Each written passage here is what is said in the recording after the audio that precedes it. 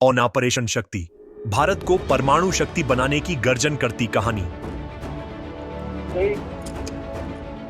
At 15:45 hours, India conducted 3 underground nuclear tests in the Pokhran Range. दिन था 11 मई 1998, दोपहर के लगभग 3:44। राजस्थान के तपते रेगिस्तान पोखरण में अचानक जमीन कांपती है। धूल का एक तूफान उठता है और आकाश गूंज उठता है, भारत माता की जय। इस धमाके की गूंज 13,000 किलोमीटर दूर वॉशिंगटन डीसी तक पहुंचती है, जहां अमेरिकी राष्ट्रपति बिल क्लिंटन की कुर्सी तक हिल जाती है और भारत बन जाता है दुनिया का छठा परमाणु शक्ति संपन्न देश। लेकिन दोस्तों, यह कोई एक दिन की कहानी नहीं थी। यह कहानी थी गुप्त मिशन, वैज्ञानिकों के त्याग और एक दृढ़ संकल्पित प्रधानमंत्री की। अब जरा पीछे चलते हैं। 18 मई 1974 भारत ने अपना पहला न्यूक्लियर फ्यूजन टेस्ट किया था, लेकिन तब सिर्फ एक यंत्र टेस्ट हुआ था, बम नहीं बना था। इसके बाद अमेरिका ने भारत पर सख्त प्रतिबंध लगा दिए थे। फिर वर्ष 1995 में प्रधानमंत्री पीवी नरसिंह राव ने एक बार फिर टेस्ट की तैयारी शुरू की, लेकिन अमेरिका की खुफिया एजेंसी CIA ने सब पता लगा लिया। अमेरिका ने दबाव डाला और भारत को फिर पीछे हटना पड़ा। अब समय आया अटल बिहारी वाजपेयी जी का। वर्ष 1996 में जब अटल जी सिर्फ 13 दिन के लिए प्रधानमंत्री बने, तभी उन्होंने न्यूक्लियर प्रोग्राम को लेकर अपनी मंशा साफ कर दी। DRDO और DAE को उन्होंने हरी झंडी दे दी और जब 1998 में वो दोबारा प्रधानमंत्री बने, तब उन्होंने फिर आदेश दिया, अब देश को परमाणु शक्ति बनाना है, लेकिन मिशन रहना चाहिए पूरी तरह गुप्त। Doctor APJ Abdul Kalam, doctor R Chidambaram और डॉक्टर काकोदकर को बुलाया गया। उन्हें सीधा आदेश मिला, गोपनीयता बनी रहनी चाहिए और मिशन को जल्द अंजाम तक पहुंचाना है।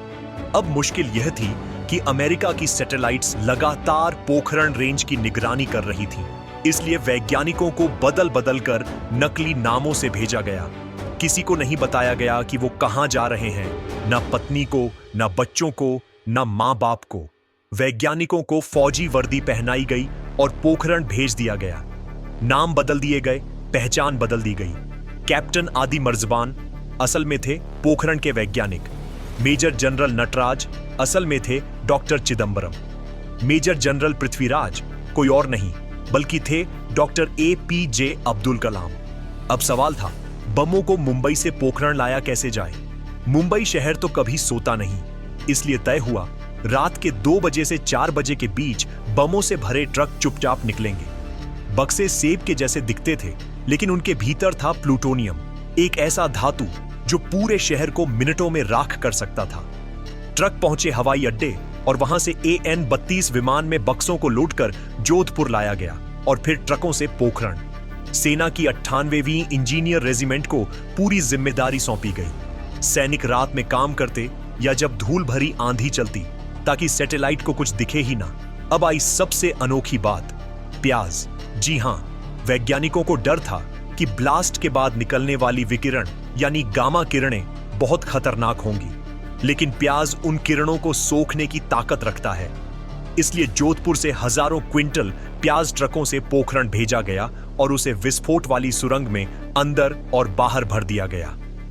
फिर आया वो ऐतिहासिक दिन, 11 मई। CIA की निगरानी सिर्फ सुबह 8 बजे से 11 बजे तक होती थी, इसलिए वैज्ञानिकों ने तय किया दोपहर 3:44 पर विस्फोट होगा। पूरे देश की धड़कनें तेज थीं। फिर खेल तो चलेगा, सरकारें आएंगी जाएंगी, पार्टियां बनेगी बिगड़ेंगी, मगर ये देश रहना चाहिए, इस देश का लोकतंत्र अमर रहना चाहिए। 3 बम, 3 लाइटें और एक साथ ब्लास्ट। रेत का तूफान उठता है, धरती कांप उठती है, रेगिस्तान गूंज उठता है। भारत माता की जय। सैनिकों ने एक दूसरे को गले लगाया। वैज्ञानिकों की आंखों में आंसू थे। प्रधानमंत्री कार्यालय में बैठे वाजपेयी जी को फोन आता है, काम फतह। अटल जी ने फोन उठाया, अपनी भावुक आवाज में कहा, देश को आप पर गर्व है। 2 दिन बाद 13 मई को फिर 2 और परीक्षण हुए और इस तरह भारत ने 5 सफल परमाणु परीक्षण कर दिए। दुनिया ने भारत पर प्रतिबंध लगाए, अमेरिका ने धमकी दी, लेकिन अटल जी डरे नहीं। उन्होंने दो टूक कहा, सरकारें आएंगी, जाएंगी, पार्टियां बनेंगी, बिगड़ेंगी, लेकिन यह देश रहना चाहिए। भारत झुका नहीं, भारत रुका नहीं, और दुनिया ने माना यह है नया Bharat. At 15:45 hours, India conducted 3 underground nuclear tests in the Pokhran range. अगर आपको भी अपने देश पर गर्व है तो कमेंट बॉक्स में लिखिए जय हिंद, जय भारत। अगर वीडियो पसंद आए तो लाइक करें, शेयर करें और चैनल को जरूर सब्सक्राइब करें। जय हिंद।